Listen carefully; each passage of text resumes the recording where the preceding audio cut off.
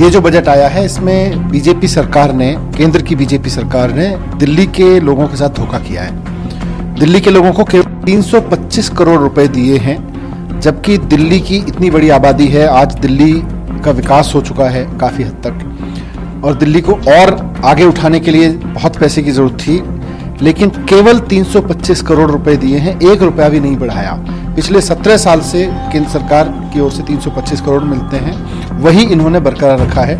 हमें उम्मीद थी कि कोरोना के इस काल में कुछ पैसा बढ़ा के दिया जाएगा, धोखा दे दिया। और सबसे बड़ा धोखा भारतीय जनता पार्टी की सरकार ने एमसीडी के साथ किया है। एमसीडी में तो बीजेपी की खुद की सरकार है। ये लोग जब चुनाव लड़े थे तो इन्होंने कहा था कि केंद्र सरकार से सीधे हम एमसीडी में बजट लाएंगे। आज एमसीडी के पास भी पैसा नहीं है। दिल्ली सरकार का जितना पैसा बनता है हम एमसीडी को दे चुके हैं। उसके बावजूद केंद्र सरकार ने 1 रुपया भी नगर निगमों को नहीं दिया, जबकि 2 लाख करोड़ इन्होंने देश भर के नगर निगमों के लिए रखे हैं। दिल्ली को नगर निगम के लिए 1 रुपया भी इन्होंने नहीं दिया। दूसरा धोखा इन्होंने ये किया है जो एमसीडी के साथ किया है। तीसरी बड़ी बात यह है कि ये लोग एजुकेशन पॉलिसी बहुत कर रहे थे। उन्होंने कहा था हमने एजुकेशन पॉलिसी इतनी प्रोग्रेसिव बनाई है, बस अब एजुकेशन बदल जाएगी। उस एजुकेशन पॉलिसी में इन्होंने लिख के रखा है कि 6% ऑफ जीडीपी एजुकेशन बजट पे आना चाहिए। इन्होंने तो एजुकेशन बजट कम कर दिया और भयंकर रूप से कम कर दिया एजुकेशन बजट।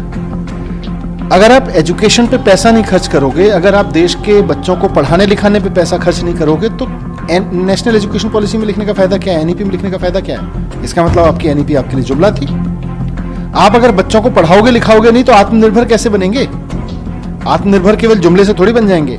आत्मनिर्भर के लिए तो बच्चों को पढ़ाना लिखाना पड़ेगा, बच्चों की पढ़ाई लिखाई पे खर्च करना पड़ेगा।